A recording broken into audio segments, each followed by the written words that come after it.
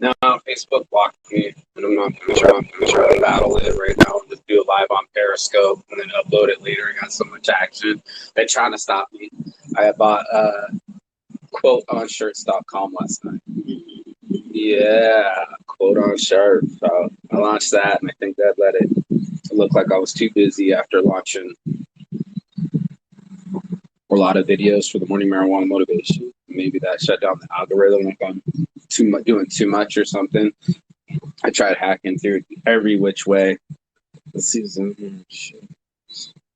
And now I got to watch everybody else be live on Periscope, which is really cool. After meeting Foxy and some real people, then you get some new people on Periscope. And then the one girl I was watching doing the blunts, smoking a blunt and watching the grandbabies from screaming in the other room. Y'all okay? Because I wasn't about to get up. What'd he say? Oh, he's pooping? Okay. It's just like that. That was babysitting 101. Like, hey, I yelled at you. And you yelled back. That means you're breathing. Yeah, you're alive. You're alive. I don't have to be up in the room. Thank you, Sam. That's Beards on Shirts if you get a chance. I'll follow you. Oh, I was already following you. Sam Art. I think you were at the other spot. The dude was so smart. He was talking about white ash, meaning like you don't have pesticides in your weed or smoke. And that he flushes every 7 days. I think it's amazing to flush every 7 days to get all the nutrients out.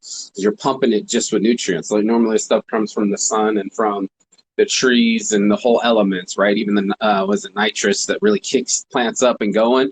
They used to just plant a fish underneath, and that'll be the nutrients as it rotted. That's very Chinese. So I learned that from people in Finland. And then this guy's on some, at certain pH levels, flush things and just like keep it from having the buildup that we have. I think this weed has some farmer girl, very intelligent. Yeah. He knows what he's doing. I just don't think he's from Vegas, so I keep trying to reach out to him. Because I'm heavy in the industry. I've never seen that dude walk around Vegas at all. Vegas is a small town, especially when you're just in the weed community. For real, I'm just keeping it real. Yeah. And then, all my friends grow. We all grow organic. I even knew that his shirt was from the people that do all organic. Green Light Productions. They put their own shirts. The Mandela's on shirts is on. Here's homegrown right here. This is Kind. Is Six Kind on here? Yeah. He's from Cali. Okay.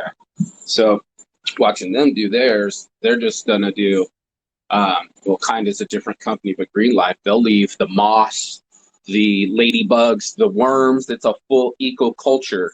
And then it's all organic. So they don't ever switch over there. They don't have to buy new, new soil. They just till it like you do a regular garden. It's amazing. I just love reaching people and be able to talk to them. Oh, this morning marijuana motivation was about people's differences. And like the one girl, remember, she said like 25% of her knee color was different than that, and picking herself apart. And then the other girl was like, I got a huge boost, but I want some butt. And she wants to click and drag things to her body to make herself perfect, but we're all perfectly imperfect. And that, going to Peru, everything was incongruent. It wasn't like America where everything's all polished, black, straight. This wasn't like that. Everything, yeah. With double XE, I don't think I'm even following you, dude. Got you. Boom. So just to, that we all have that imperfection. That what are you gonna do when you're a tall girl? Average man height is 5'9". In America, 5'9". I know 6-footers aren't walking around all the time. So now the shorties took up the 6-footers, but what about the girls that got the tall genetics? My friend Angela's bigger than her boy Brad, but they have a beautiful child together. You know what I mean? She's almost like a foot taller than him, and it's all love. It's a beautiful thing to appreciate someone's imbalances and imperfections, and that's what I meant by that woman. I hope you watch it. It's called The Shape of Water. Really good movie. But she said he loves me for me, and of course she's sign languaging because she's mute. So she's mute, but she's not stupid. It just means she can't hear you. But people are different. And you need to find somebody that accepts you warts and all, like Marlene would say. You got to have warts and all. So someone excited to see you daily, I got worn out by you, even with your bad mood. That's what I was telling him the other day when I was at Chaps. Get yourself a day one. There's Mr. Moore. He's tall as fuck over my shoulder. And Foxy, we all got our badges and got to say what we wanted them to say. You know, it's not like they had to say John or Steve and there's somebody else from Mugwump Steak. No, they had their own. And they just needed it. And I thought it was just so cool that they could be there for some day one action and get them some day one's first action VIP, you know what I'm saying? And just to be yourself instead of trying to be somebody else. And that was just the whole thing. It was just like, this is such a fruitless waste of energy that I would waste my energy on obsessing about my weight and how much lost joy.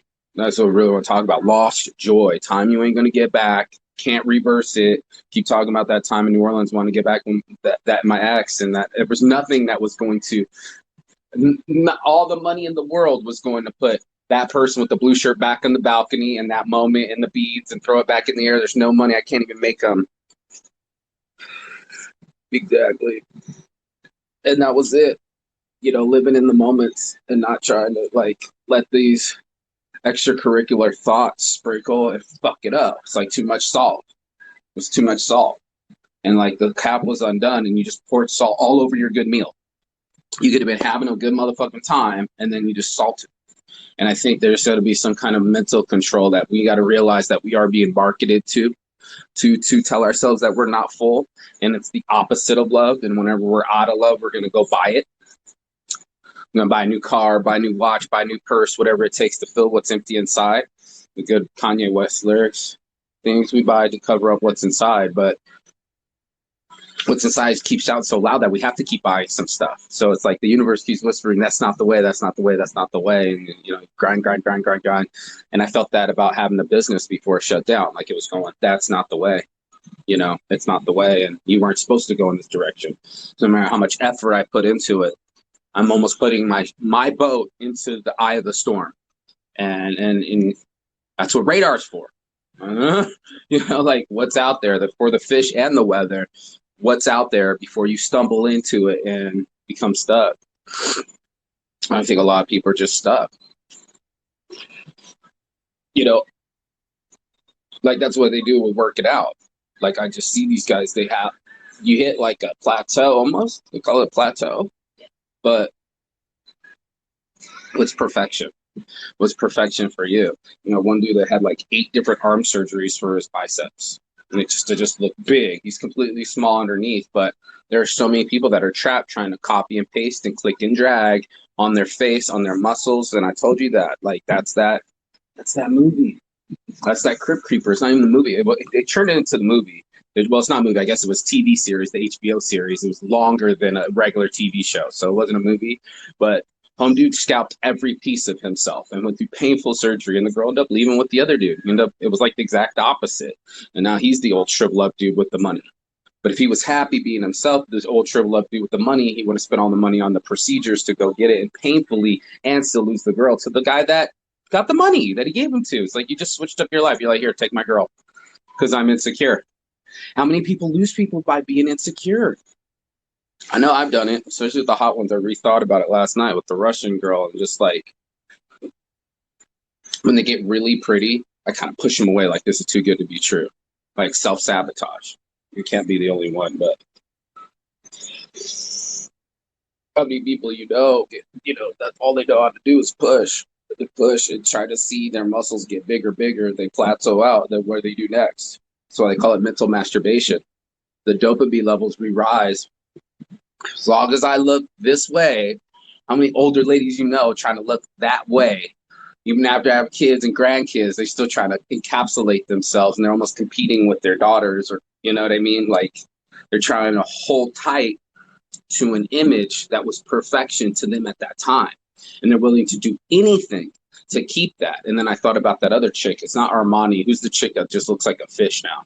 She's just got her whole face fucked up. You know what I'm talking about. She's famous as fuck. She's done about 8 different surgeries. Her whole face is lagging. Like, is it Giorgio Armani's sister? Who's that chick? Yeah, the platinum straight hair. She fished herself out. And it's like, she couldn't, I don't remember. I don't really care. And that's the point, like Michael Jackson doing it too. Can't find happiness. You know, you're just going through all these painful procedures and can't find happiness. And how did they kill Whitney Houston? Couldn't find happiness. She could drown herself out. And no matter that she had God-given talent, right? How many of these people are so insecure, Mom? And then they lead in Hollywood. These are the people that make it to Hollywood. They're the ones that make it so we can influence other people how to shave off the sides. You know, right here are the crow's feet where they pull Sylvester Stallone, or who's your other boy? Clint Eastwood. Who's your other boy? Boys. I'm using boys because we expect girls to be insecure. We forget how attached and addicted they are to aesthetics. And then we'll do that. We'll try to polish up our lives like a Stepford wife and pretend like everything's okay. As long as the dog and the kids' hair and their outfits are together in the picture, it's an Allstate commercial. And everything's okay. Everything's safe. They've sold it to us with the two hands.